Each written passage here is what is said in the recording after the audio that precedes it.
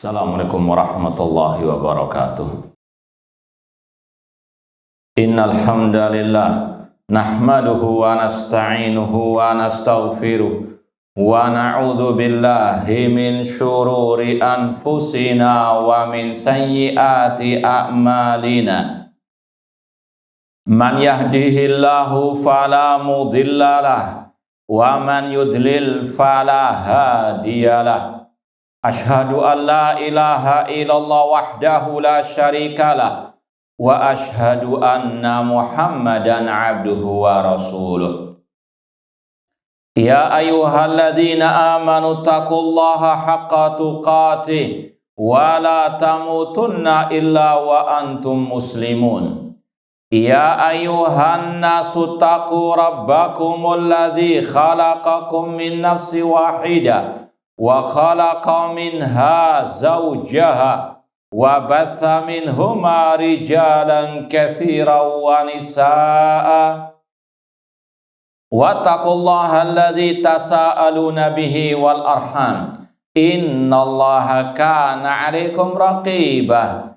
Ya ayyuhalladzina amanu taqullaha wa qulu qawlan sadida yuslih lakum a'malakum wa yaghfir lakum dhunubakum wa may yuti'illaha wa rasulahu faqad faza fawzan 'azima. Amma ba'd, fa inna asdaqal hadits kitabullah wa khairal hadi hadyu Muhammadin sallallahu alaihi wasallam wa syarrul umuri muhdatsatuha wa kullu muhdatsatin bid'ah wa kulla bid'atin dhalalah wa kulla dhalalatin finnar. Ma'asal muslimin ikhwani fillah wa akhwati, bapak-bapak, ibu-ibu, saudara-saudariku rahimani wa rahimakumullah. Alhamdulillah, segala puji bagi Allah Subhanahu wa taala yang masih memberikan kepada kita kesempatan untuk watawassabil haq watawassabil sabar dan untuk melanjutkan kajian kitab Haqiqatu Da'wah Salafiyah wa Kashfi Syubuhat Al-Asriyah oleh Fadilatul Syekh Dr. Abdul Aziz Ar-Rayis hafidhallahu ta'ala. Semoga Allah Subhanahu wa ta'ala senantiasa memberikan kepada kita keistiqomahan dalam berpegang teguh dengan dakwah as-salafiyah yang dibarakahi ini. Baik, langsung saja kita lanjutkan halaman 35. Masih berkaitan dengan al-wala wal bara dalam Islam, cinta dan benci karena Allah Subhanahu wa taala, dan tentang bedanya koordinasi dalam dakwah dengan hizbiyah fanatik golongan. Sudah kita jelaskan, misalnya dalam masjid ada DKM atau takmir masjid, ya, ada yayasan untuk mengatur bagaimana kegiatan berjalan baik di masjid, ya. Dalam DKM ada bagian dakwah, ada bagian perlengkapan, mungkin bagian kebersihan, sekedar untuk berbagi tugas. Ini sesuai dengan firman Allah, wa ta'awanu 'alal birri wa taqwa. Tolong-menolonglah dalam kebaikan dan dalam ketakwaan. Ini dibolehkan, ini bahkan disyariatkan. Namun kalau hizbiyah itu adalah fanatik terhadap golongan. Misalnya, takmir mengatakan, DKM mengatakan, kamilah satu-satunya DKM yang ahlu sunnah. Yang lain sesat. Pokoknya yang ada di sini, ini pasti apa? Selamat fi dunya wal akhirah. Ini namanya apa? Hizbiyah, fanatik golongan. Paham ya bedanya? Antara sekedar koordinasi dalam kegiatan masjid dengan hizbiyah, fanatik golongan. Golongan di sini bisa berupa tari takmir masjid, berupa yayasan atau berupa ormas atau berupa partai, atau mungkin komunitas-komunitas apa tersendiri. Kalau tadi hanya menyempitkan kebenaran pada dirinya, bukan pada Al-Quran dan Sunnah dengan pemahaman para salafus as-salih. Ini sekali lagi gambaran singkat bedanya koordinasi dalam dakwah yang itu dibolehkan dengan hizbiyah, fanatik golongan yang terlarang. Kemudian pembahasan halaman 35, wa ba'da hadza fa inna tanzim al-hizbi muharramun syar'an li asbabin. Sekarang dibahas kenapa fanatik golongan meskipun dengan kedok tadi komunitas dakwah ataupun komunitas pengajian, namun kalau ada unsur hizbiyah fanatik golongan itu diharamkan secara syariat. Apa alasannya? As-sababul awal, sebab yang pertama, annahu bid'atun wa dhalalatun. Itu adalah kesesatan, kebid'ahan, wa tariqatun lam yaslukha as-salafus salih, dan jalan yang tidak pernah ditempuh oleh para salafus as-salih. Sudah kita contohkan kelompok hizbiyah, contohnya kelompok Al-Ikhwan Muslimun yang didirikan oleh Hasan al-Banna di Mesir. Ini kalau kita mau gambaran yang paling konkret, bahwasanya mereka mendirikan suatu organisasi dakwah, namun dengan tadi adanya hizbiyah. Mereka istilahnya anti kritik. Tokoh mereka sesesat apapun tidak boleh dikritik. Tokoh mereka seperti yang sudah kita contohkan Said Qutb, kesesatannya luar biasa banyaknya, bahkan ada yang kufur akbar, mulai dari mencaci maki sahabat Muawiyah, bahkan mencaci Nabi Musa, memiliki akidah wahdatul wujud, mengatakan Al-Quran makhluk, mengkafirkan kaum muslimin, katanya sudah tidak ada lagi masyarakat Islam. Ini sekali lagi kesesatan yang luar biasa. Meskipun demikian masih diagung-agungkan oleh mereka. Bahkan yang mengkritik dituduh mendolimi Said Qutb. Ini sekali lagi gambaran bagaimana fanatik golongan yang ada pada kelompok Ikhwanul Muslimin.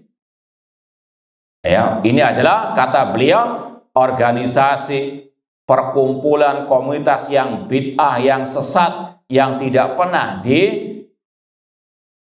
diikuti oleh para salafu as-salih. Hatta fi misli ahdil Mu'tasim, sampai pun di zaman Al-Mu'tasim, di zamannya Imam Ahmad rahimahullah.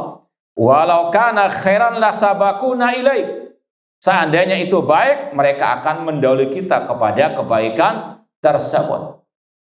Para sahabat tidak ada mendirikan komunitas dakwah tersendiri yang di situ ada unsur wala wal bara. Kemudian kata Syekh, lihat tulisanku dengan judul Mu'ad bin Jabal wa Wasailud Da'wah.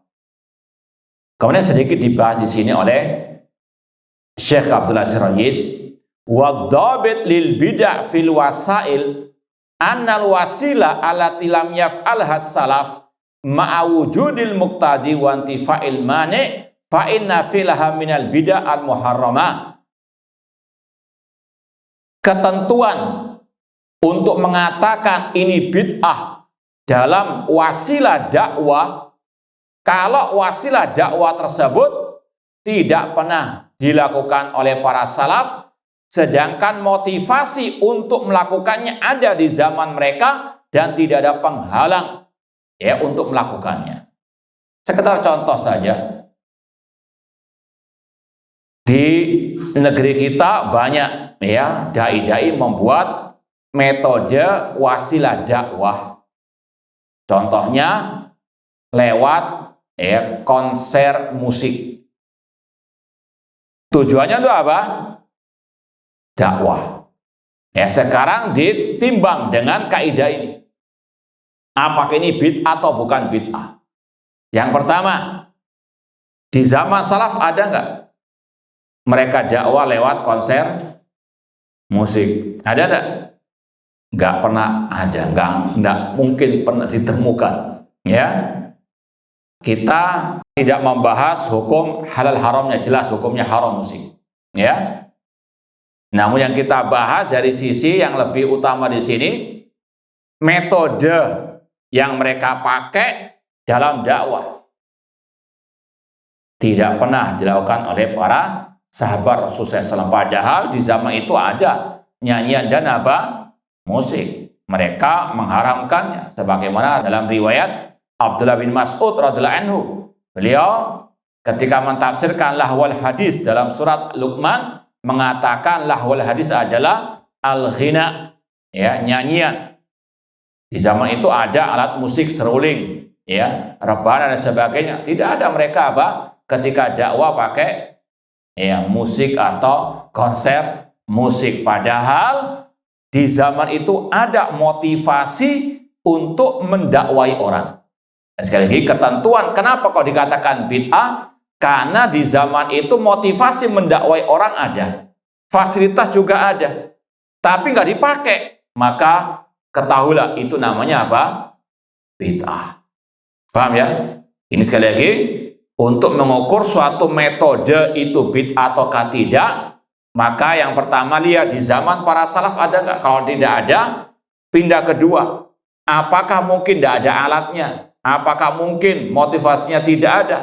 Ketika motivasinya ada, alatnya ada, tapi nggak dipakai, itu namanya wasilah yang bid'ah. Paham ya? Ya sama dengan di sini. Kelompok Ikhwan Muslimin tadi mendirikan komunitas dakwah. Ya, ada tokoh pendirinya.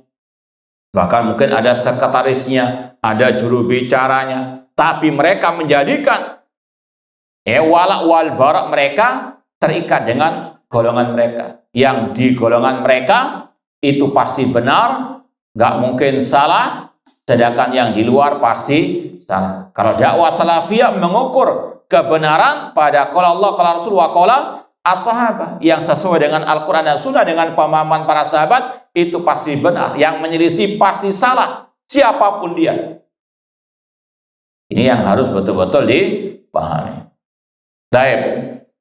Sebab yang kedua, kenapa hizbiyah, fanatik golongan atau komunitas hizbi itu terlarang? Anna kulla wala'in wa bara'in diniyin ala khilafi ma ja'at bihi asy-syari'ah bid'atun tudhallalu biha at-ta'ifah.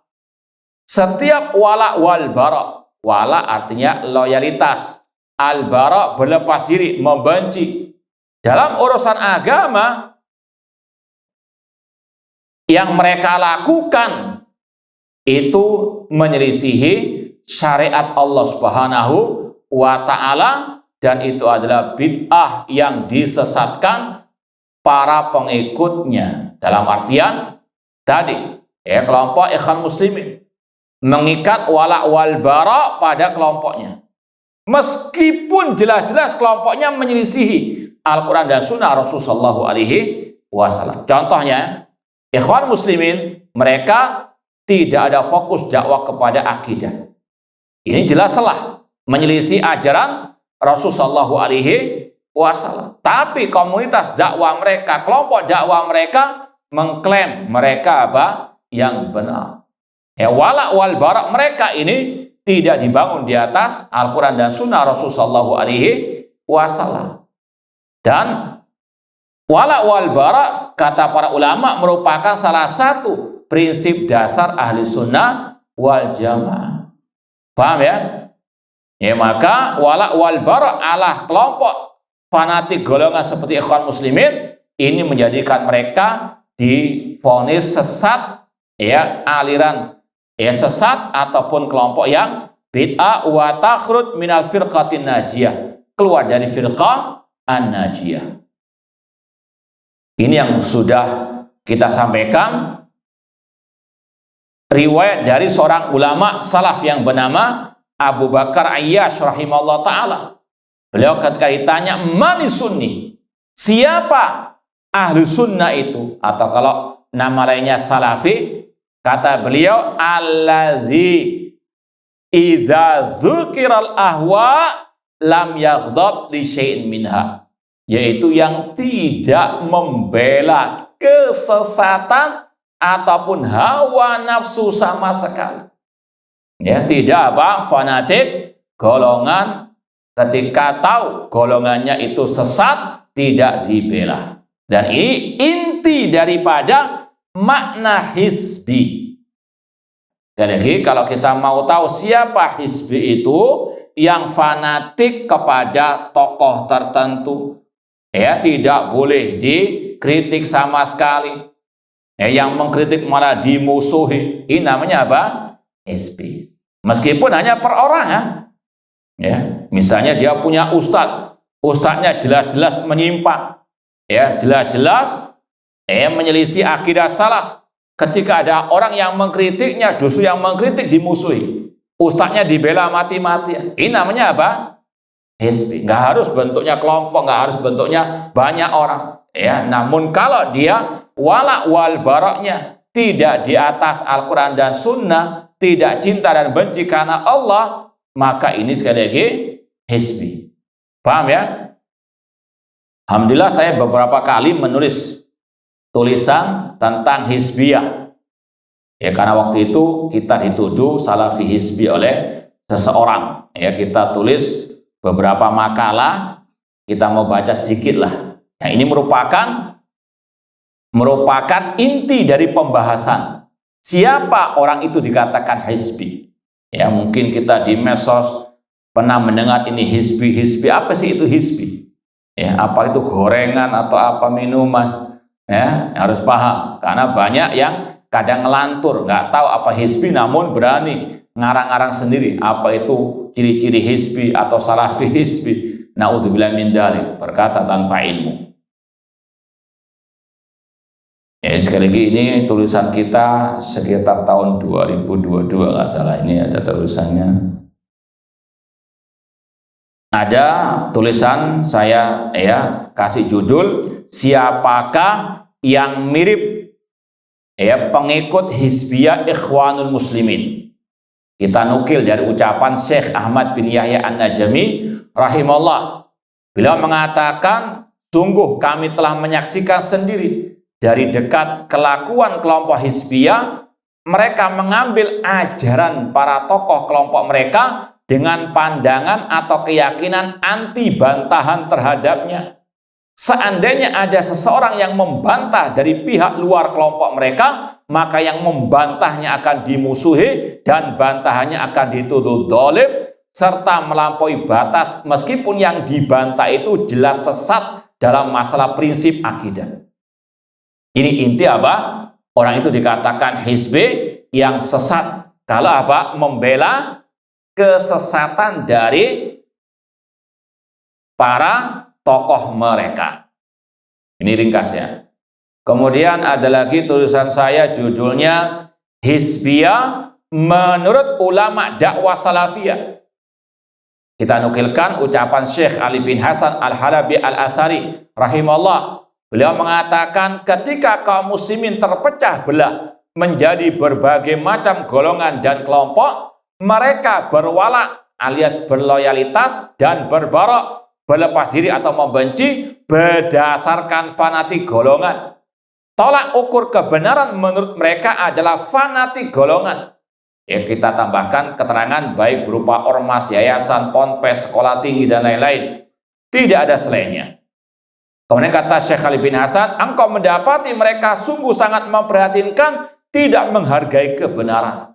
Ketika datang dari bukan golongan mereka. Ya, ketika jelas kebenaran itu mereka tolak, mereka ya ingkari kalau datangnya dari apa selain mereka. Ketika datang bukan dari golongan mereka, ya anak kasih keterangan yang di atas kebenaran dijelek-jelekan, sedangkan anggotanya yang jelas-jelas postingannya sesat, bahkan kufur, dilindungi dan dipuji. Ini sekali lagi ukuran wala wal bara yang sesat menyesatkan, dan itulah yang dinamakan dengan hizbi. Kemudian kita nanti akan baca lagi, masih ada satu poin lagi di sini. Namun ini kita baca dulu dari ucapan Syekh Abdul Aziz Rais. Kenapa? Tandim hizbi. Tadi koordinasi dakwah yang hizbi itu terlarang. Sebab yang ketiga, annahu mukhalifun liqaulihi sallallahu alaihi wasallam li Hudzaifah. Karena itu menyelisih sabda Rasul kepada Hudzaifah, yaitu talzam jama'atal muslimin wa imamahum. Pegang erat jamaah kaum muslimin dan imam mereka. Ini sudah kita sampaikan pada kesempatan yang lalu. Ya, ada pembahasan sebelumnya. Kalau misalnya ada pemimpin tertinggi di suatu negeri kaum muslimin, presiden lah. Misalnya presiden menyuruh A, ya, menyuruh untuk misalnya berbuat A. Namun, ya, tokoh mereka mengatakan jangan lakukan C. Maka komunitas atau golongan yang fanatik tersebut akan lebih memilih tokohnya daripada apa? Ulil amri. Sedangkan dalam Al-Quran jelas-jelas, ya ayyuhalladzina amanu ati Allah wa ati Rasul wa ulil amri minkum. Ulil amri di sini adalah presiden, raja ataupun khalifah kaum muslimin. Kalau dalam golongan hizbiyah yang mereka lebih utamakan perintah dari tokoh mereka atau ketua ataupun kepala ya komunitas mereka. Paham ya? Itu cirinya hizbi. Makanya hizbi itu haram karena menyelisihi Al-Quran tadi, atiullah ati Rasul wa ulil amri minkum, dan juga menyelisih sabda Rasul, taati apa? Pegang erat jamaah dan pemimpin kaum muslimin. Faqala Hudzaifah, fa illam takul lahum jama'atun wala imam. Pernah Hudzaifah bertanya, ya Rasulullah, bagaimana kalau tidak ada jamaah dan imam kaum muslimin? Maka Rasul mengatakan, fa'tazil tilkal firaqa kullaha, tinggalkan semua kelompok-kelompok sempalan tersebut, walau anta addo ala asri syajaratin hatta yudrikakal maut wa anta ala dzalik. Ya, meskipun engkau harus menggigit akar pohon dan engkau meninggal dalam keadaan tersebut. Ini dikala apa?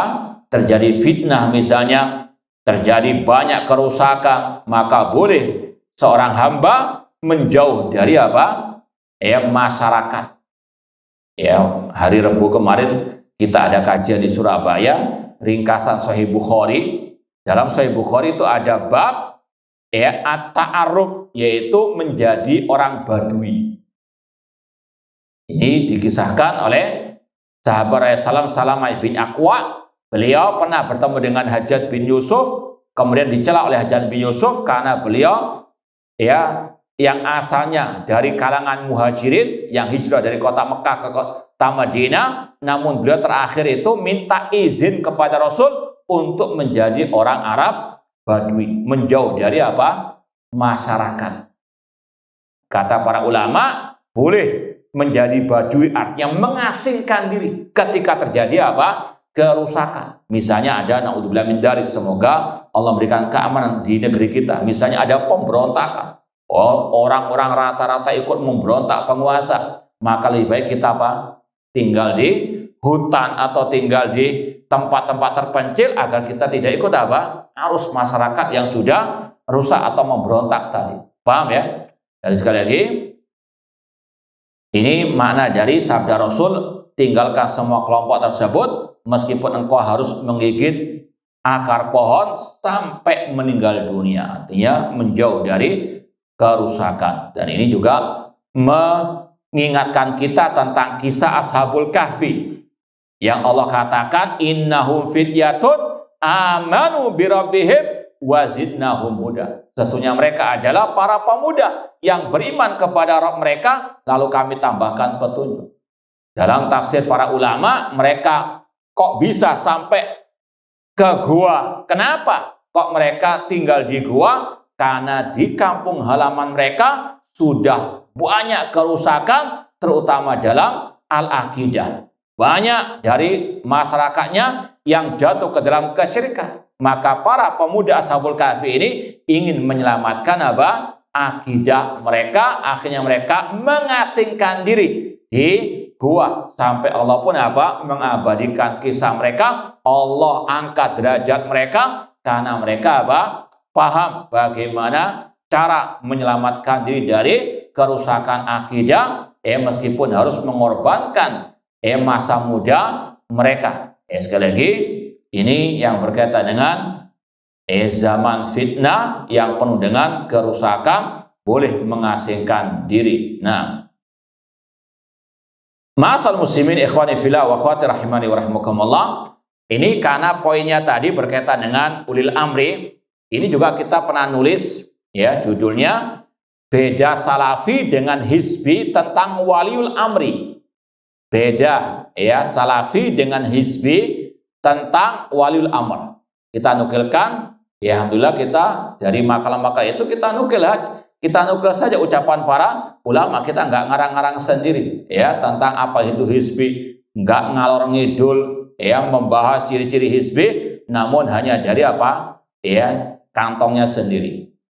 Kata Syekh Shalih bin Fauzan hafidhahullah, beliau berkata, sekarang ini orang-orang yang mendoakan pemimpin dengan kebaikan, ya, anak kasih tambahan keterangan, atau yang menyuruh umat taat kepada walil amr dalam hal yang baik tidak maksiat, dituduh atau dinyinyiri sebagai penjilat oleh pengekor hawa nafsu dari golongan hizbiyin dan pengikut khawarij. Ya, sekali lagi, kalau kita mau tahu ciri hizbi, yaitu tadi yang suka nyinyiri pemimpin kaum muslimin. Kemudian dikatakan oleh Syekh Shalih bin Fauzan, maka sungguh benar ucapan penulis yaitu Imam Barbahari rahimahullah, bahwa mereka ini adalah orang-orang yang menyelisih sunnah dan pengekor hawa nafsu. Ya, salafi menghormati pemimpin, salafi menyeru umat kepada taat kepada pemimpin dalam hal yang tidak bermaksiat. Adapun hizbi, mereka menyuruh umat untuk mentaati tokoh mereka. Ya, tadi kalau ada perintah walil amr, presiden atau raja yang menyelisihi perintah dari tokoh mereka, ketua mereka, mereka lebih mendahulukan perintah tokoh mereka, ketua mereka daripada waliul amr. Itu ciri hizbi. Taib, ini pembahasan terakhir dari masalah tanzim al-hizbi dan, ya, yang tidak hizbi. Taib. Kita lanjutkan al-mas'alatul khamisah. Pembahasan yang kelima, yaitu yang berkaitan dengan tuduhan yang diarahkan kepada dakwah salafiyah, sedangkan dakwah salafiyah berlepas diri darinya, yaitu masalah as-salafiyatu wasiyasah, salafi dan politik. Ya, apalagi beberapa saat yang lalu, terutama di Mesir, muncul partai politik yang menisbatkan kepada dakwah salafiyah. Padahal dakwah salafiyah berlepas diri darinya. Sudah kita sampaikan tadi, bedanya dakwah salafiyah dengan dakwah ikhwan muslimin. Kalau dakwah salafiyah fokus memprioritaskan dakwah kepada akidah, kepada tauhid. Namun kalau ikhwan muslimin yang hizbi, mereka apa? Tidak ada fokus kepada dakwah akidah, apalagi melarang dari kesyirikan. Tokohnya saja, tadi sampai jatuh kepada akidah wahdatul wujud, mereka bela mati-matian. Seperti tadi, Sayyid Qutb. Ini kita nggak asbun saja. Buktinya dalam tafsir surat Al-Ikhlas, Qul huwallahu ahad Allahus samad. Itu orang yang alal fitrah, orang awam, paham arti Allahu ahad, artinya Allah Maha Esa, Allah yang menciptakan alam semesta, tidak ada sekutu baginya, Allah yang berhak untuk diibadahi, tidak ada sekutu baginya dalam ibadah. Tapi dalam tafsir Sayyid Qutb tidak. Arti Allahu ahad, ahadiyatul wujud. Ya, ringkasnya la wujuda illa wujuduhu. Ya, kata Sayyid Qutb, tidak ada yang wujud di alam semesta ini kecuali wujudnya Allah. Paham? Alias apa? Tadi akidah wahdatul wujud. Allah bersatu dengan apa? Yang ada di alam semesta ini. Ana lihat antum, kalau versi mereka itu ana melihat Allah Subhanahu wa ta'ala. Ini versi wahdatul apa? Wujud. Naudzubillahi min dzalik. Ya, ini akidahnya Sayyid Qutb, tercantum dalam kitab, ya, Dhilal Quran. Tafsirnya Sayyid Qutb surat Al-Ikhlas. Antum lihat yang terjemahannya ada juga dalam versi bahasa Arabnya. Ya, di rumah ana ada versi bahasa Indonesianya. Ya, itu juga sama terjemahannya. Bagaimana dikatakan tokoh Islam sedangkan akidahnya kufur akbar. Itu oleh pengikutnya dibela mati-mati. Na'udzubillahi min dzalik. Intinya sekali lagi, Salafiyah fokus dakwah akidah. Reformasi dalam dakwah Salafiyah dimulai dari bawah. Dakwah tauhid, dakwah akidah. Sebagaimana yang dicontohkan oleh para nabi, para rasul. Ikhwan muslimin tidak. Salah satu fokus mereka dakwah lewat politik. Itu yang kita mau baca. Inna siyasah allati hiya bima'na tatabbu'i akhbari dual au akhbar daulatin li ahdafin. Sesungguhnya politik ini, kalau ditanya apa itu politik menurut mereka, ini adalah mengikuti perkembangan kabar berita yang ada di negeri-negeri yang ada di atas muka bumi ini, atau kalau istilah mereka taufikil waqi', fakta di lapangan. Contohnya kalau skop global internasional, apa rencana Amerika tahun 2025 ini. Oh, itu Masya Allah mereka kayak buka mushaf itu, ya, baca tiap hari terus dicari-cari apa berita terbaru. Atau yang sekarang apa yang dilakukan oleh pemerintah, ya, RI sekarang itu diikuti terus oleh mereka. Ini diantara apa makna politik menurut mereka. Dengan alasan tujuan ma'rifatum ma yajri wa yahaq, untuk mengetahui apa yang terjadi. Wa min at-ta'thir wal islah, dengan tujuan untuk memperbaiki kata mereka. Wa min dzalika as-sa'yu ilal wusul ila minassatil hukmi lil islah au takhfifis syarr wa hakadha. Politik menurut mereka itu tadi, setelah mengikuti perkembangan yang ada, kemudian apa? Mengarah kepada bagaimana meraih tampuk kepemimpinan. Entah di DPR ataupun di MPR atau apapun lah. Pokoknya apa? Bisa menjadi penguasa. Ya, itu bisa sekali lagi saksikan bagaimana partai-partai politik yang berlabelkan apa? Islam. Ya, di mana saja. Ini salah satu apa? Gerakan yang dipelopori oleh ikhwan muslimin. Kalau mau dibahas lagi oleh para ulama, ikhwan muslimin itu fokusnya ada dua. Kalau nggak politik, ya jihad. Politik masuk ke dalam tadi parlemen. Yang jihad ini perang, sebagaimana kelompok ISIS, kelompok Al-Qaeda, itu dua-duanya pecahan atau cucu dan anak keturunannya ikhwanul muslimin.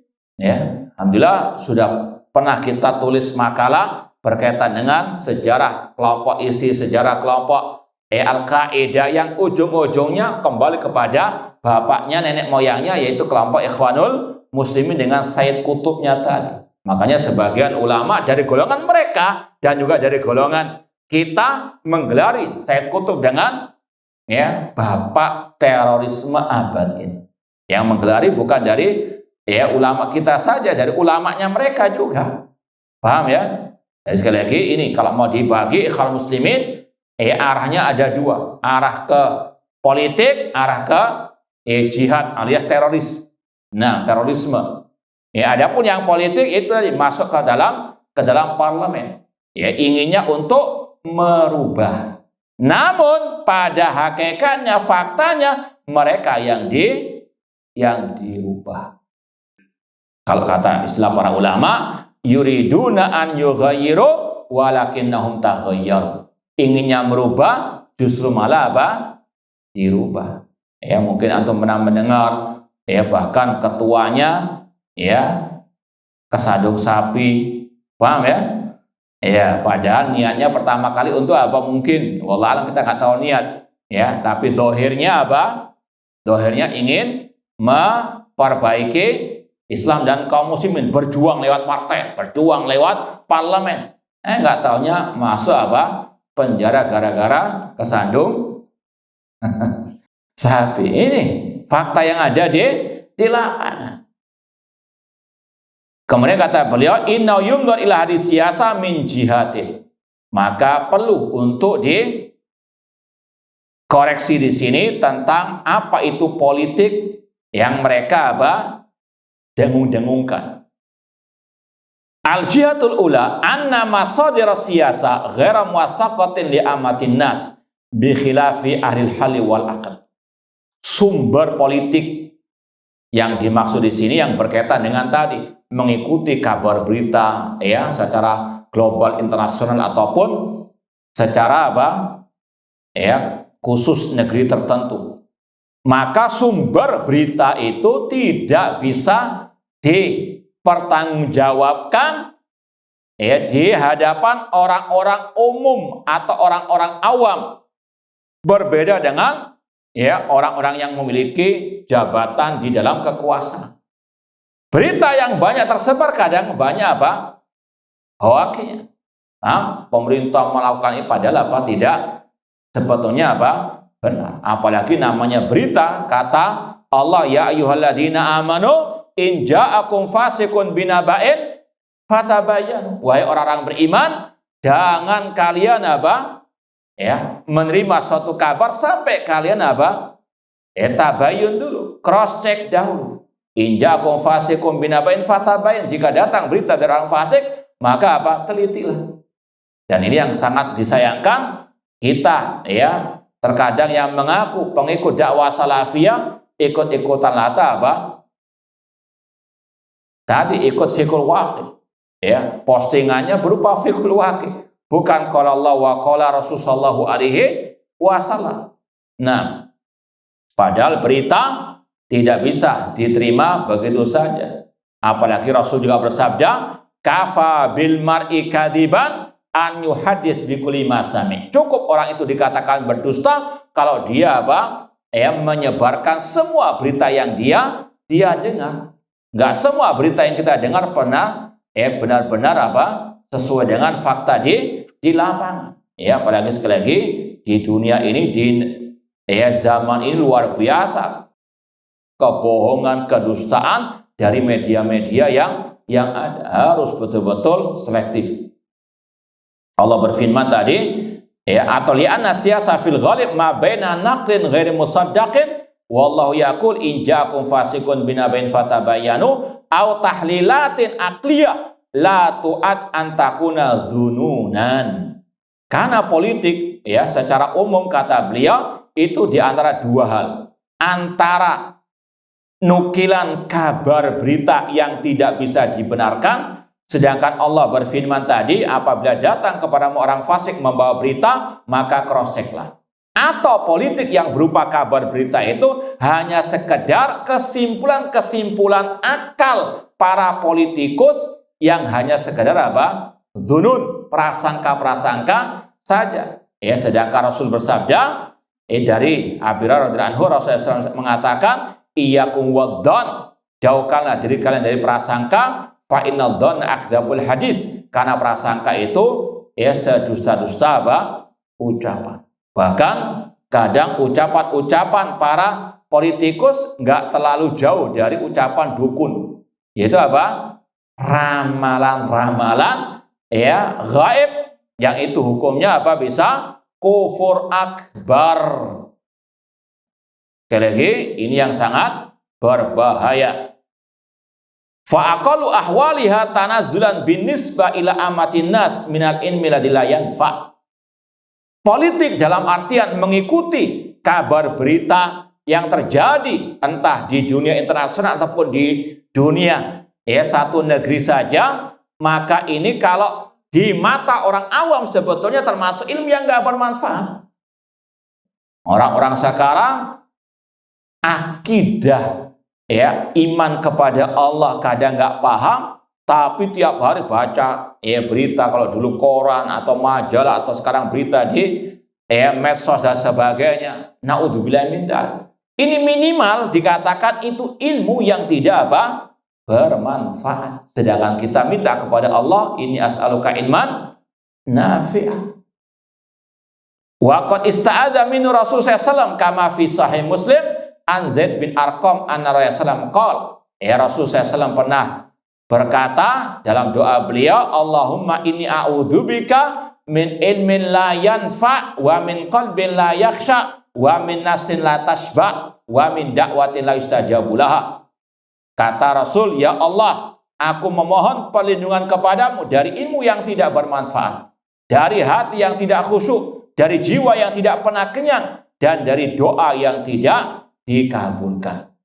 Sekali lagi, mengikuti kabar berita, terutama tadi berkaitan dengan pemerintahan, atau mungkin makar-makar musuh, dan seterusnya, ini minimal termasuk ilmu yang tidak bermanfaat, terutama tadi bagi orang-orang awam.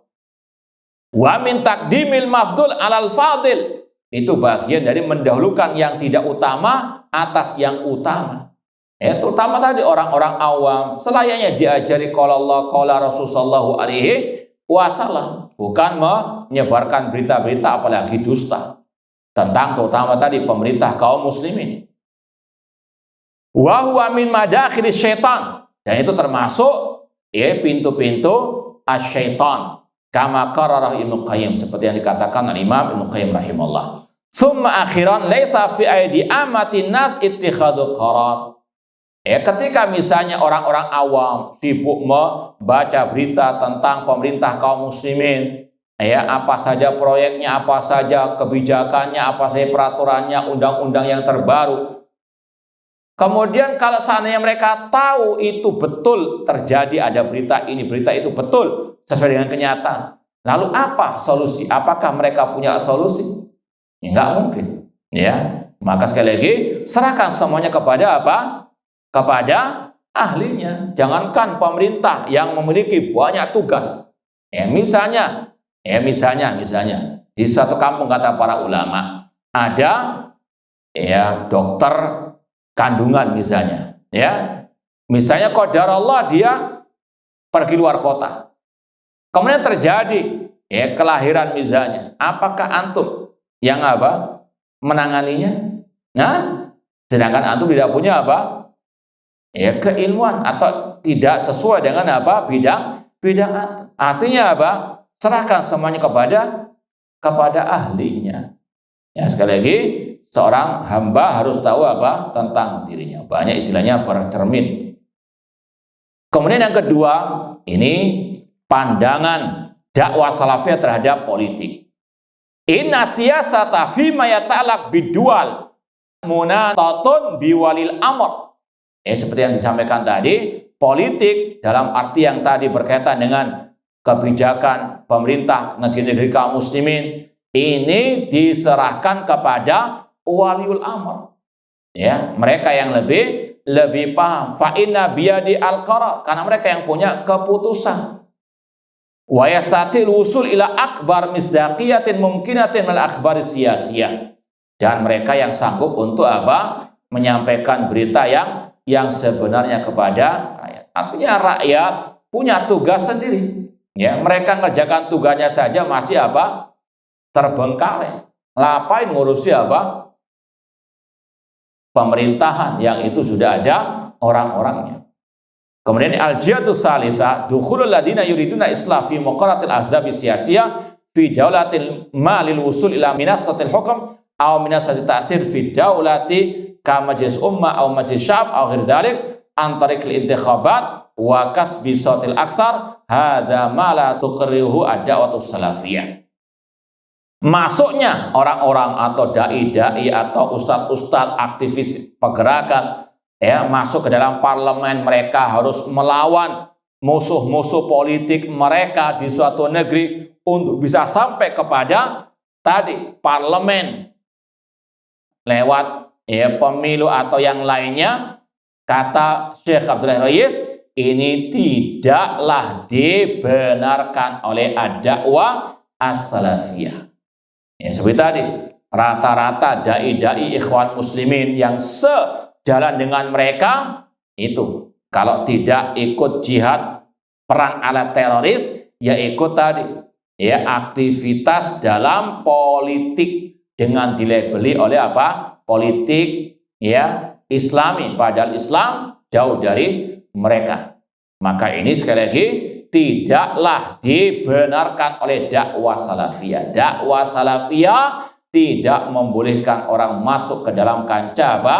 Politik. Ya, alhamdulillah kita juga banyak menulis ya, atau istilahnya menerjemahkan dan memposting ucapan-ucapan para ulama yang melarang ikut andil dalam politik yang kotor ini. Meskipun dengan niat untuk apa? Dakwah. Niatnya awal dakwah tadi, namun terakhirnya apa? Kesandung sapi. Kenapa kok dakwah salafiyah tidak membenarkan orang-orang itu dakwah di dalam parlemen, dalam kancah politik? Al-amr awal, inna tariqal islah fi da'wati salafiyah yabda' minasyu'ub wa amatin nas. Reformasi tadi, jalan metode memperbaiki dalam dakwah salafiyah itu dimulai dari bawah, rakyat, bukan dari atas. Seperti yang sering kita sampaikan, orang bangun rumah dari atas apa dari bawah? Ada nggak yang bangun dari atas langsung gentengnya atapnya langsung? Ada? Mungkin ada metode baru? Bisa nggak kira-kira? Nggak mungkin, mustahil. Maka perumpamaan orang yang ingin merubah dari atas seperti tadi, yang membangun rumah dari apa? Atapnya. Apa yang terjadi kata para ulama? Sakata sakfu ala ra'sihi. Maka genteng atap akan jatuh di atas kepalanya, bocor. Yang bocor apa? Genteng atau kepalanya? Itulah tadi yang kesandung sapi itu. Paham ya? Bahkan ada di antara tokoh mereka yang apa? Lulusan Timur Tengah ketika ikut politik, dulu waktu di Timur Tengah membantah Syiah Rafidhah. Namun ketika sudah masuk politik, salat di belakang imamnya Syiah Rafidhah ketika ada kunjungan ke Iran. Paham ya? Inilah politik. Paham? Walak wal bara ada sudah. Bahkan tadi, kalau sudah satu partai, meskipun orang kafir wajib dicintai. Yang muslim di luar partainya pasti akan jadi lawan apa? Ini sudah lagi apa? Hizbi, demikian. Jauh dari al-Islam, meskipun labelnya al-Islam. Kemudian kata beliau, inna tariqal islah fi da'wati salafiyah yabda' minasyu'ub wa amatin nas la minar ru'usi wal qimam. Dakwah salafiyah itu memulai dakwah dari bawah, tidak dari atas. Wal hukam suratun min suratin nas salahan wa fasadan. Dan namanya penguasa itu bagian daripada rakyat. Maka apa? Perbaiki yang bawah dulu. Allah berfirman, wa kadzalika nuwalli ba'dadh-dhalimina ba'dhan bima kanu yaksibun. Demikianlah kami kuasakan sebagian orang zalim atas yang lainnya karena perbuatan mereka. Maka kalau mau memperbaiki dari bawah. Wan Najasyi kana musliman hakiman ala daulatin nasraniyah azimah wa ma istata an yaf'ala syai'an. Raja Najasyi di zaman Rasul, seorang raja ketika dia masuk Islam nggak bisa berbuat apapun di negeri Nasara pada waktu itu. Padahal dia apa? Raja. Artinya apa? Meskipun seorang yang ngakunya aktivis dakwah, dai, ustadz, ketika masuk ke dalam kancah politik niat awalnya untuk merubah, kalau sudah di atas, apa yang mau dirubah? Kalau dia menyelisihi rakyat yang masih tidak paham Islam yang benar, maka yang terjadi apa? Dia yang akan dilengsarkan. Dan ini yang terjadi di mana? Di Mesir berapa saat yang lalu. Tokoh Ikhwan Muslimin yang bernama Muhammad Mursi. Dia apa? Punya gerakan-gerakan sampai apa? Jadi presiden di Mesir. Apa yang terjadi? Dia yang malah apa? Dilengsarkan kembali. Karena apa? Nggak mungkin bisa apa? Merubah yang atas. Selama yang bawah masih apa? Masih rusak. Maka dakwah salafiyah cara memperbaiki dari bawah, bukan dari atas. Kemudian kata beliau lagi, ini di antara dalil kenapa dakwah salafiyah tidak mau dakwah dari atas, ini yang paling utama. Wa kuffaru Quraisyin ya'riduna ala Rasul sallallahu alaihi wasallam al-mulka fi Makkah fayuridu anhum wa yastaghil bi islahis syu'ub. Orang-orang kafir Quraisy dahulu pernah menawarkan kepada Rasul kekuasaan di kota Mekah. Mereka menawarkan, tinggalkan dakwah kepada tauhid, kita akan beri apa? Kekuasaan. Diangkat menjadi penguasa Quraisy pada waktu itu. Rasul menolak. Rasul apa? Bersikeras tetap dakwah dari bawah, dakwah tauhid, melarang dari kesyirikan. Seandainya Rasul sebagaimana orang-orang aktivis politik dakwah sekarang, wah kita apa? Kalau sudah sampai atas nanti kita rubah semuanya. Tidak. Ya, Rasul nggak punya apa? Pemikiran seperti sama sekali. Ya, Rasul sesuai dengan perintah Allah, dakwah dari bawah. Ya, maka sekali lagi ini menunjukkan bagaimana penyimpangan kelompok-kelompok dakwah yang masuki kancah politik tersebut. Ini salah satu kesalahan penyimpangannya, menyelisihi dakwah metode Rasul dalam apa? Berdakwah. Dan ini pula yang tadi, kalau kita mau bahas metode dakwah yang bid'ah itu yang mana? Ini diantaranya. Dakwah lewat apa? Lewat politik. Kenapa? Tadi, karena Rasul para salaf tidak pernah di zaman itu ada politik orang-orang apa? Kafir Quraisy. Ya, mereka punya kekuasaan. Rasul nggak merubah dari apa? Masuk politik kekuasaan mereka. Rasul ditawar nggak mau. Padahal motivasi untuk dakwah ada. Motivasi untuk menyelamatkan orang dari kezaliman bangsa Quraisy ada. Tapi Rasul nggak mau melakukannya. Ini menunjukkan apa? Ini metode bid'ah, metode lewat apa? Politik. Nah, al-amru tsani, kenapa dakwah salafiyah tidak membenarkan dakwah lewat politik? Kata beliau, anna tariqata munaqashatis siyasiyin lil usul ila minasatil hukmi aw minasatit ta'thir tahtaju ila tanazulatin syar'iyyatin katsirah. Orang yang masuk ke dalam kancah politik seperti parlemen tadi harus banyak meninggalkan keagamaannya. Minimal tadi, kalau sudah masuk partai politik secara umum kan nggak mungkin bisa meraih parlemen kecuali apa? Ikut partai. Di partai politik ada yang muslim, ada yang kafir, ada yang ahli maksiat, ada yang ahli taat, ada yang ahli dan banyak ahli bid'ahnya. Maka apa? Harus ada wala, loyalitas kepada satu apa? Makanya antum kalau perhatikan ya, ketika misalnya ada pemilihan ya mungkin gubernur atau bupati, kadang partai politik nyalonkan yang kafir. Betul enggak? Di tempat yang apa? Mayoritas. Gimana? Sedangkan Allah mengatakan, ya ayyuhalladzina amanu la tattakhidul yahuda wa nasara auliya. Wahai orang-orang beriman, jangan kalian menjadikan orang-orang Yahudi dan Nasara sebagai wali-wali apa? Kalian. Kemudian apa? Ayat ini pakai untuk melawan partai politiknya yang tidak sejalan. Paham maksudnya?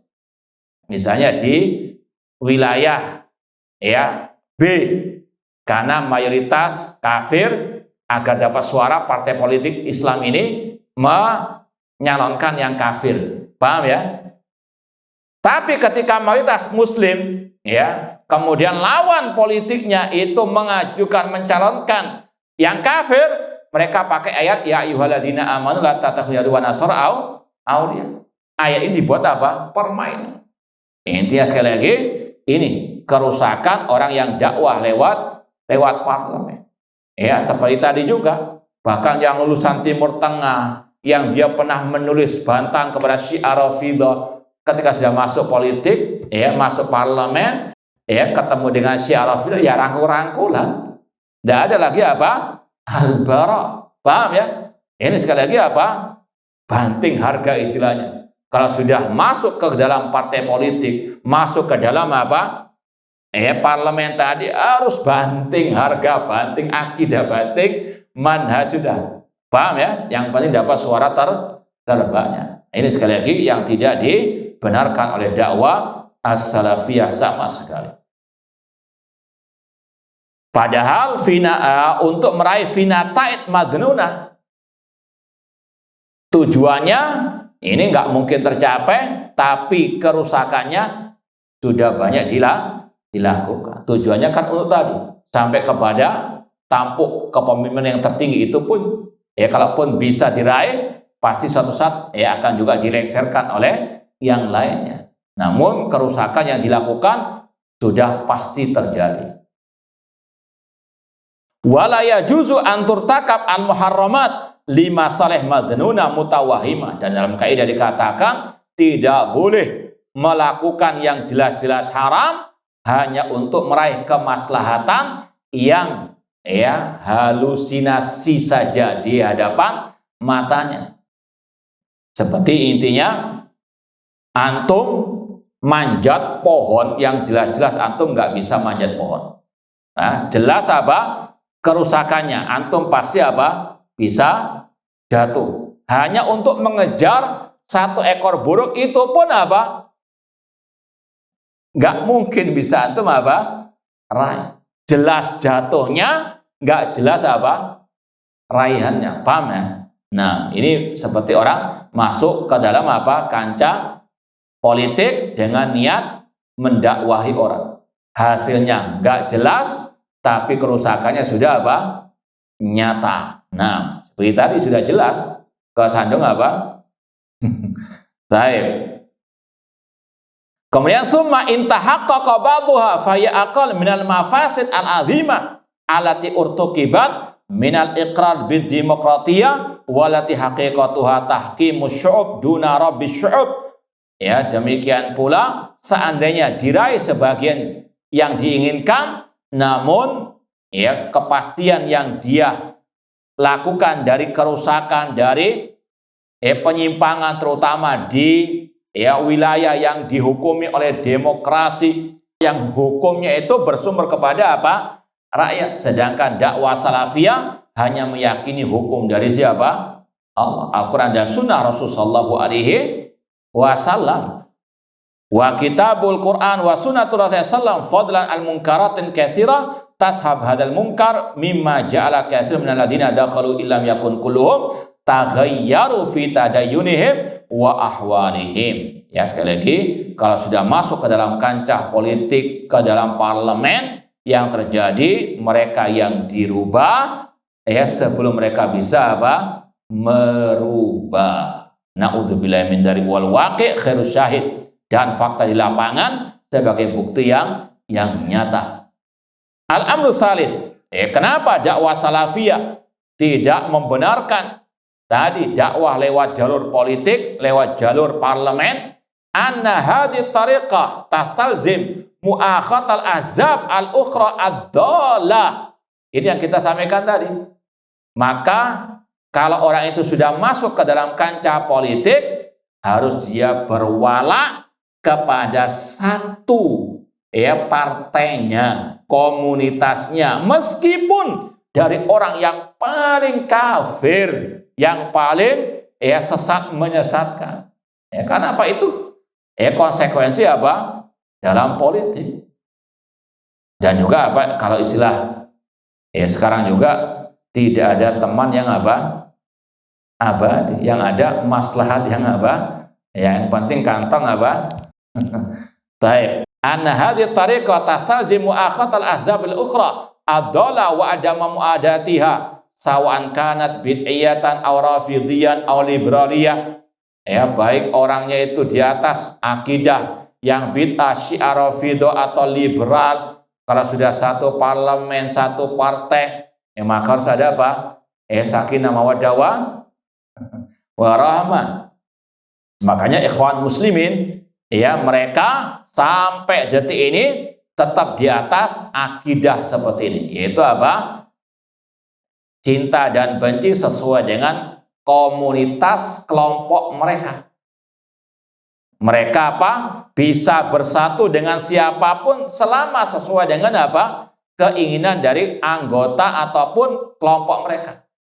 Dari dulu, mulai zaman pendirinya Hasan al-Banna, itu sudah ada pendekatan dengan Syiah Rafidhah.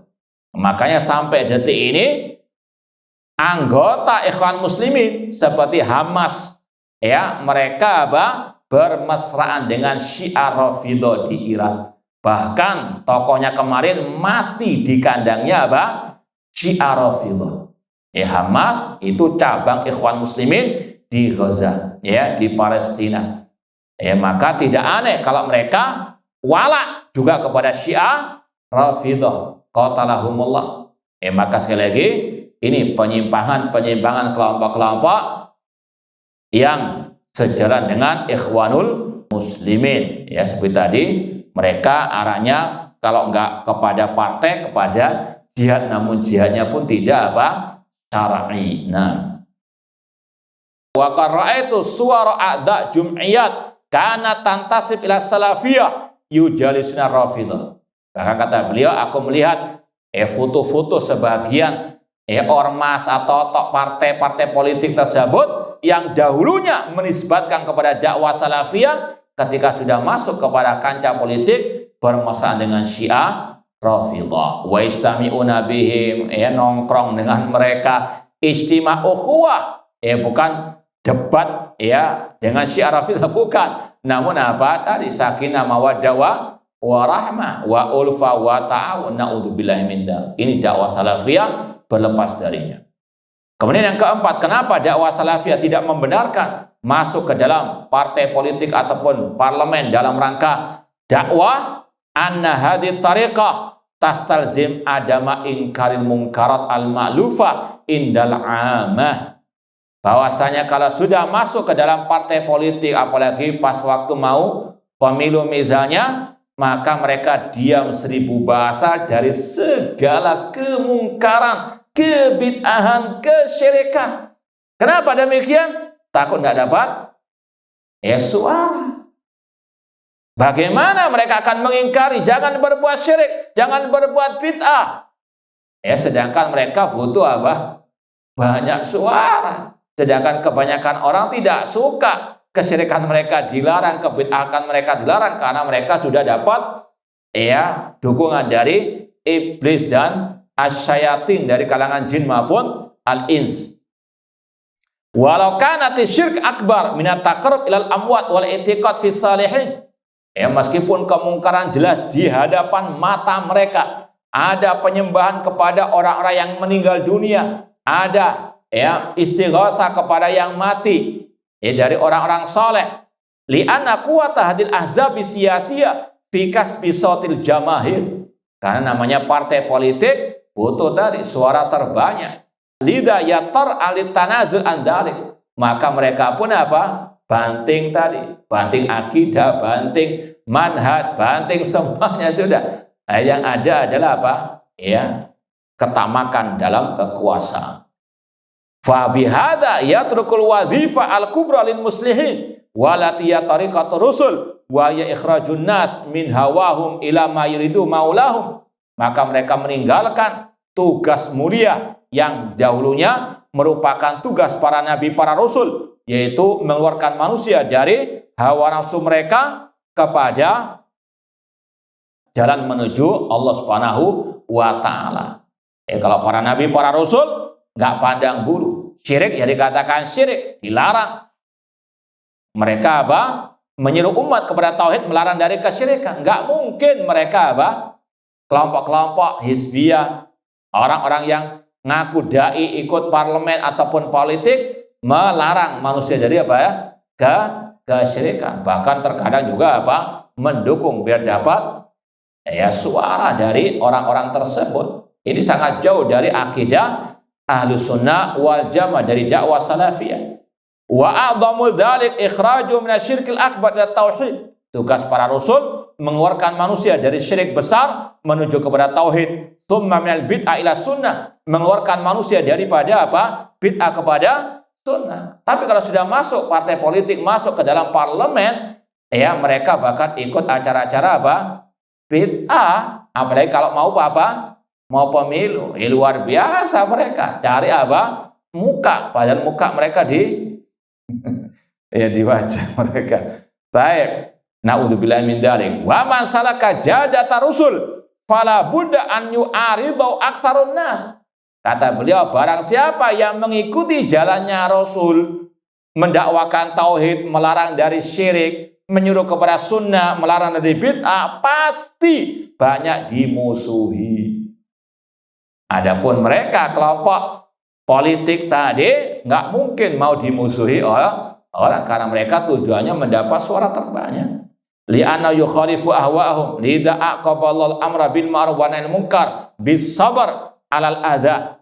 Ya, orang yang mendakwakan tauhid, melarang dari syirik, menyuruh kepada sunnah, melarang dari bid'ah, itu pasti mendapatkan onak dan duri, mendapatkan caci makian, musuh dan seterusnya. Dan itulah yang Allah firmankan tentang Luqman ketika mewasiati putranya, ya bunayya aqimis shalah wa'mur bil ma'ruf wanhal munkar wasbir 'ala ma asabak. Wahai putraku, dirikanlah salat, laksanakan amar ma'ruf nahi munkar, dan bersabarlah atas yang menimpa. Kalau mereka tidak mungkin bisa melaksanakan hal ini karena tadi mereka ingin dapat suara terbanyak. Inna dzalika min azmi al-umur. Ya subhanallah, kaifa tashtami hadi da'wat asiyasiyah allati hadafu al-wusul ila minasatil hukmi aw minasatil ta'thir bikasbi sautil aktsar ma tablighi syariati rabbil alamin. Ya, Maha Suci Allah, bagaimana mungkin dakwah politik atau lewat parlemen itu bisa bersatu dengan menyampaikan syariat Allah yang banyak diselisih atau menyelisih hawa nafsu kebanyakan manusia, sedangkan orang-orang yang masuk politik tersebut menginginkan suara terbanyak dari, maka akan mungkin bisa berkumpul antara dakwah kepada Allah, kepada jalan Allah yang tujuannya mencari ridho Allah, dengan dakwah politik yang ingin mencari ridho siapa? Ridho manusia. Naudzubillahi min dzalik.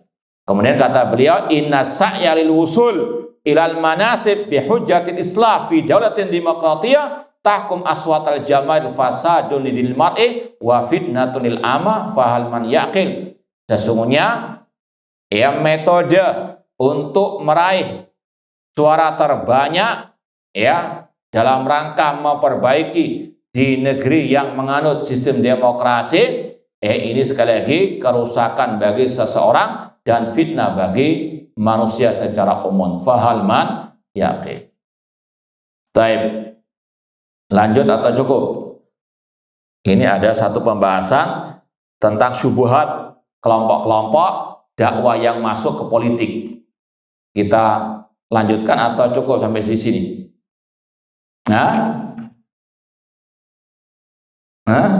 Lanjut ya. Baik. Waqad hawala aqwamun taswighat tahazzubati siyasiyah mustadilin biqauli Yusuf alaihissalam.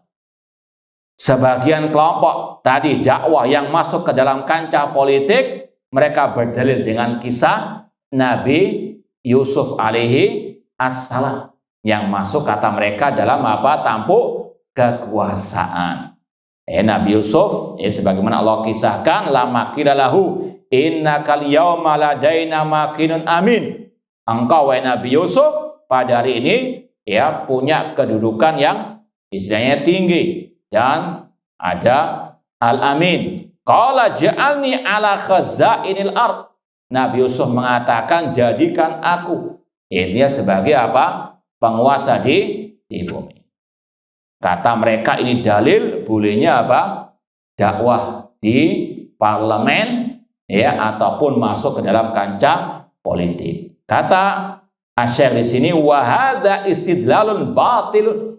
Ini pendalilan yang batil min aujuh, dari beberapa sisi. Yang pertama, anna Yusuf alaihissalam maqala hadza illa lamma arada alail hakim.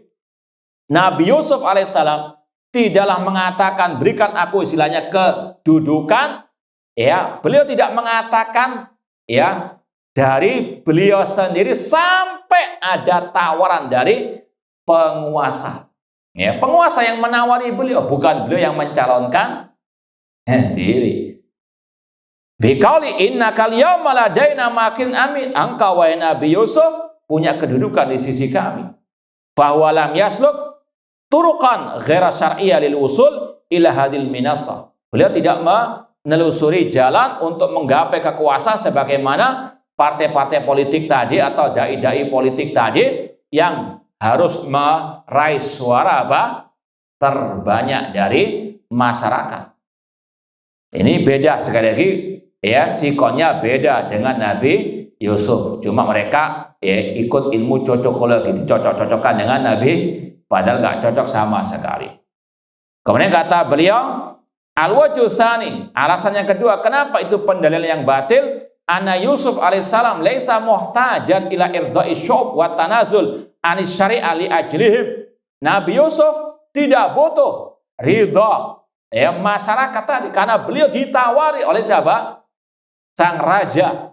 Beliau tidak mengikuti tadi kontes pemilihan jadi pejabat atau yang lainnya. Beliau ditawari sehingga beliau tidak perlu mencari keridhaan rakyat sampai mengorbankan akidah atau banting manhaj dan seterusnya. Li'annahu mumakkanun minal hakim, karena beliau yang langsung diberikan kedudukan oleh apa? Hakim. Lida istata'an yukhaffifal munkarat bi an yuqima al-adl bi khilafi waqi'atil ahzabi siyasiyah. Makanya beliau ketika sudah sampai kepada tampuk kepemimpinan, beliau bisa merubah kemungkaran, menegakkan keadilan. Ini berbeda dengan tadi dai-dai di atas politik tadi.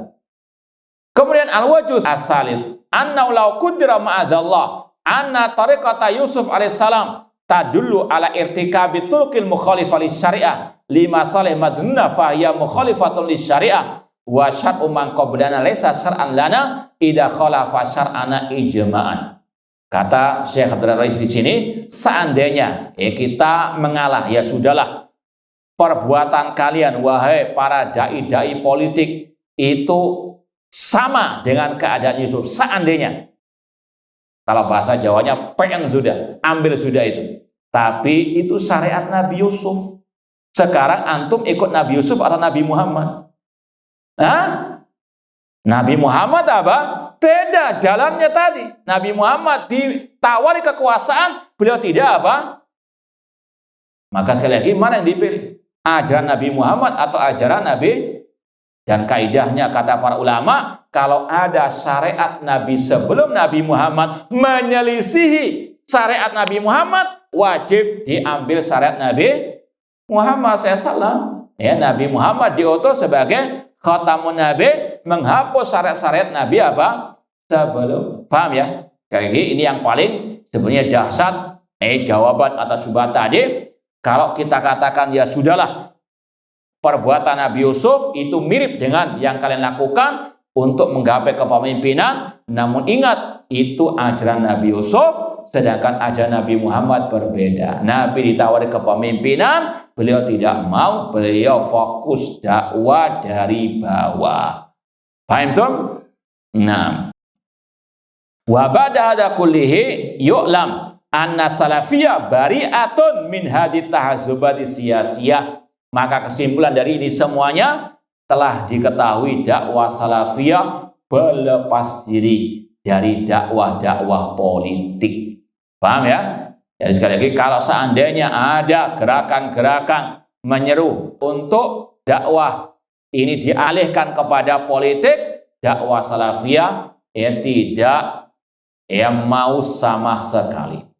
Wa sadaqa al-allama al-albani lama qal, maka sungguh benar ucapan Syekh Muhammad Nasir Albani, minas siyasati tarkus siyasah. Kata Syekh Albani rahimahullah, termasuk politik kita sekarang, kita meninggalkan apa? Politik. Karena apa? Politik yang ada sekarang, politik yang apa? Yang kotor. Na'udzubillahi min dzalik. Sekali lagi, minas siyasatil an tarku asyasa. Meskipun kita yakini dalam Islam ada politik, cuma politik yang apa? Syariah, politik Islam, politik yang dibangun di atas Al-Quran dan Sunnah dengan pemahaman para salafus as-saleh. Bukan politik yang tadi berhukum dengan suara apa? Terbanyak. Ya, seandainya suara terbanyak itu menghalalkan minuman keras, maka orang yang penganut ya agama demokrasi tersebut ikut apa? Harus konsekuensinya suara apa? Terbanyak. Nggak bisa diganggu gugat. Dakwah salafiyah tidak mau. Dakwah salafiyah berhukum dengan hukum Allah Subhanahu wa taala. Walaysa makna hada musyabahatul liberaliyin al-ilmaniyin allati haqiqatuha fasluddin anid daulah. Perlu diterangkan lagi di sini ucapan Syekh Al-Albani rahimahullah, termasuk politik sekarang meninggalkan politik. Ini jangan disamakan dengan statement kelompok sekulerisme ya, yang membedakan antara agama dengan apa?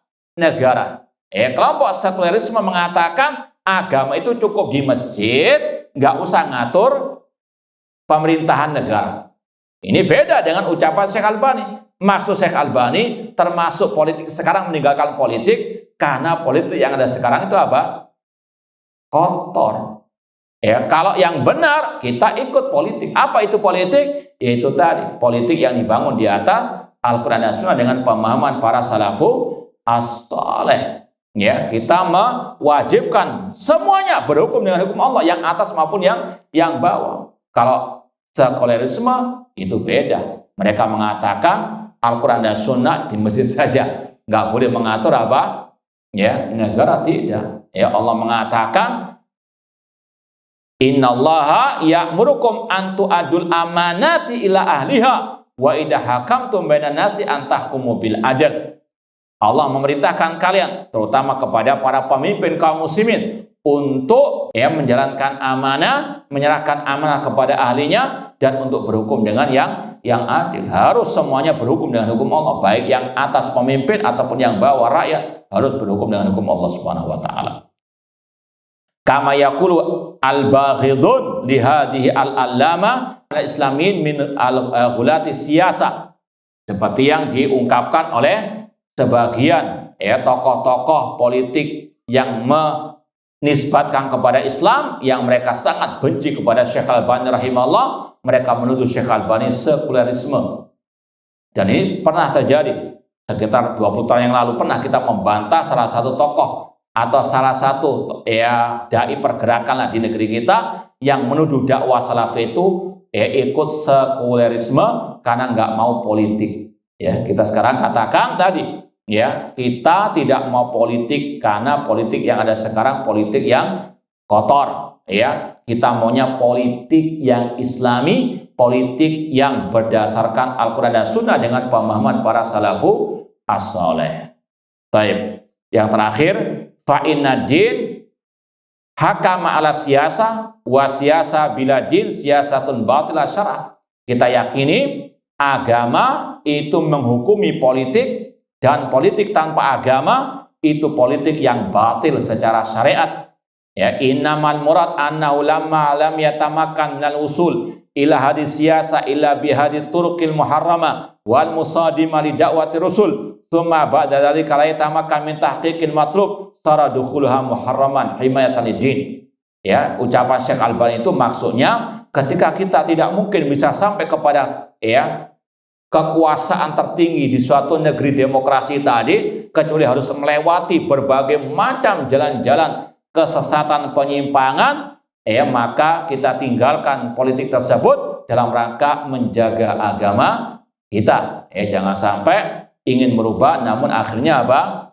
Dirubah. Ini sering kita contohkan. Antum mungkin masih ingat lumpur Lapindo. Nah, satu wilayah yang besar penuh dengan lumpur. Itu ibaratnya seperti antum pakai jubah putih bersih semuanya. Ya, kopiahnya putih, semuanya putih, masuk ke lumpur Lapindo. Antum keluar dari lumpur itu masih bersih nggak jubah antum? Bisa bersih? Itulah orang masuk politik nggak mungkin bisa apa? Nah, makanya apa? Dakwah salafiyah berlepas daripada hal tersebut. Nah, amal hakimus syar'i fahuwa mutalabun syar'an ala yusadim siyasatan syariatil islamiyah wa huwa wasiyasatuhu mahkumuna bi syariat islamiyah syariati rabbil alamin. ya dalam pandangan dakwah salafiyah semuanya wajib berhukum dengan hukum Islam, ya diantaranya al-hakim, penguasa, pemimpin wajib berhukum dengan hukum Islam, yang itu juga mengatur masalah politik Islam. Apalagi Rasul, para sahabat, khulafaur rasyidin, mereka juga berpolitik, namun politik yang syar'i. Jadi kata-kata Syekh Al-Albani bukan menafikan politik secara mutlak, namun menafikan politik yang kotor yang menyelisih Al-Quran dan Sunnah Rasul Sallallahu Alaihi Wasallam. Ini mirip dengan ungkapan sebagian ahli bid'ah, kita dituduh ya tidak bersolawat kepada Nabi, kita dituduh melarang orang bersolawat, padahal kita melarang yang solawat apa? Bid'ah, solawat yang syirik, tapi kita dituduh melarang orang bersolawat. Nggak ada, kita sholat wajib saja pakai apa? Solawat kepada Nabi, cuma solawat yang apa? Yang kita larang solawat yang bid'ah, solawat yang syirik, tapi kita dituduh secara mutlak mengharamkan. Na'udzubillahi min dzalik. Taib, ini yang kita rasa cukup untuk kita sampaikan pada kesempatan hari ini. Semoga bermanfaat. Ya, barangkali ada yang mau ditanyakan atau kurang jelas dalam pembahasan tadi, silakan ditanyakan.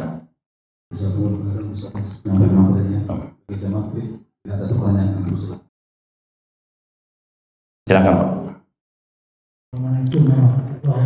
Assalamualaikum warahmatullahi wabarakatuh. Mau tanya,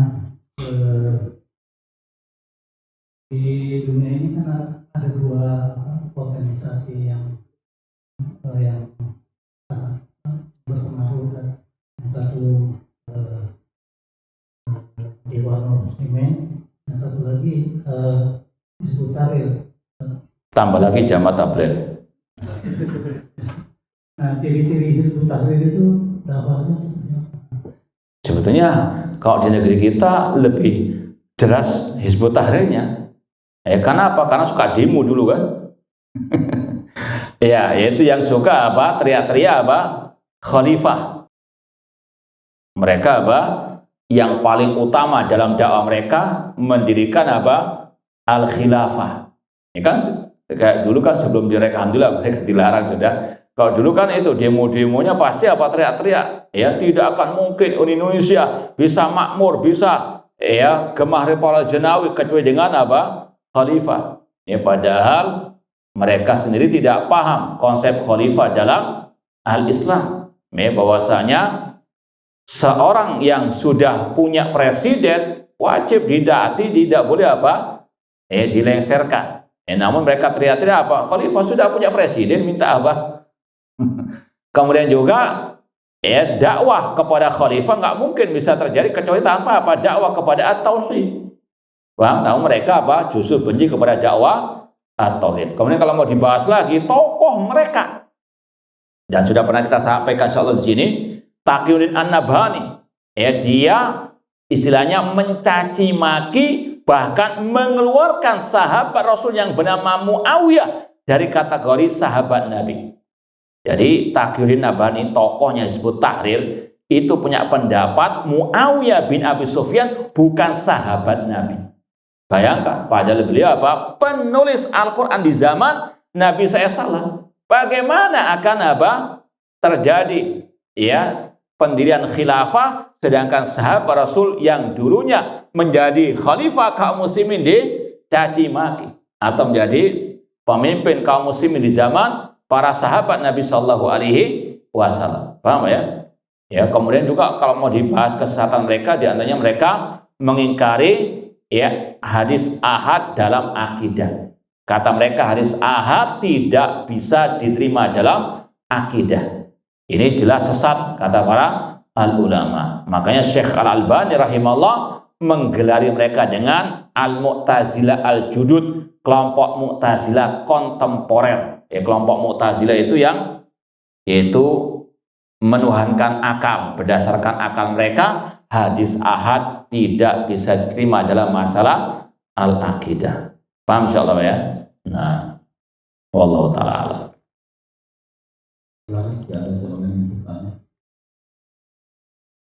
Izin membacakan pertanyaan. Tafadhal. Assalamualaikum Ustaz. Apakah fanatik golongan sama atau mirip dengan bermaksud? yang mana saat terjadi perbedaan maka hanya akan menggunakan mazhab yang diikuti oleh. Taib. Kata para ulama, ini setiap zaman terkadang beda istilah namun sama maknanya. Zaman jahiliyah fanatik kepada kabilah. Paham ya? Kabilah di zaman kaum musyrikin, kalau misalnya ya mirip dengan sebagian orang sekarang, kalau ada satu kabilahnya mendolimi, ya meskipun jelas-jelas mendolimi kemudian diserang oleh kabilah yang lain, kabilah dari orang tadi pasti akan membela golongannya, meskipun jelas-jelas dia yang dolim demi martabat kabilah. Paham ya? Ini zaman jahiliyah. Ketika zaman para sahabat tidak ada lagi fanatik itu. Yang ada wala wal bara di atas akidah dan Islam yang benar.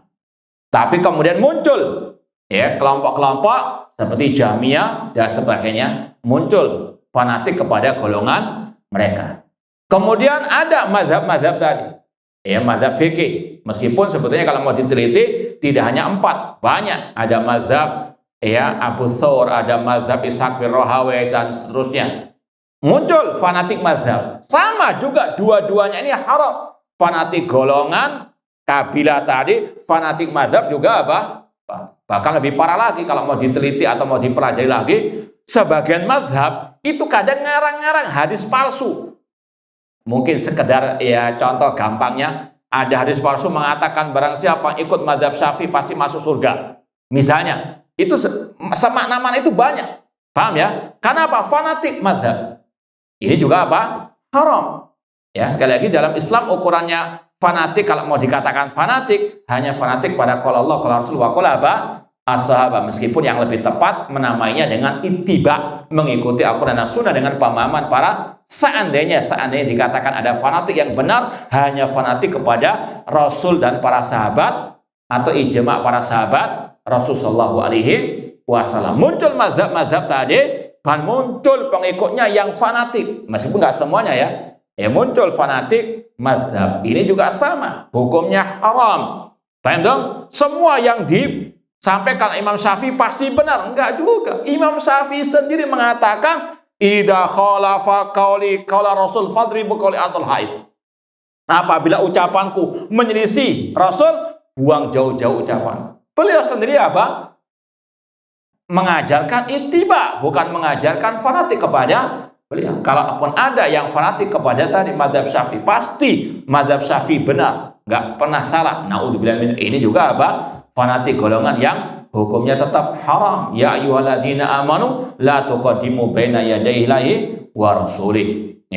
Atau mengatakan di negeri kita kan mazhabnya Syafi'i, di Arab Saudi negerinya mazhabnya Hambali, maka itu sesat. Naudzubillah min dzalik. Sekali lagi ini yang namanya fanatik yang tercela terhadap golongan ataupun mazhab. Kemudian dilanjutkan, kata sebagian ulama, di akhir-akhir ini fanatik mazhab, fikih tadi sudah agak pudar.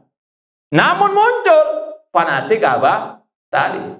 Fanatik golongan, dengan adanya komunitas-komunitas dakwah ikhwan muslimin, jamaah tabligh, hizbut tahrir. Di negeri kita banyak khilafatul muslimin atau yang lainnya. Kullu hizbin bima ladayhim farihun. Kata Allah, setiap golongan bangga dengan ini namanya hizbiyah. Maka sekali lagi semuanya tercela. Cuma terkadang bukan hanya sambel saja yang ada level-levelnya. Ini juga sama, fanatik golongannya juga berbeda-beda levelnya. Ada yang kejam sekali, ada yang lebih dari itu atau yang kurang dari itu. Wallahu ta'ala.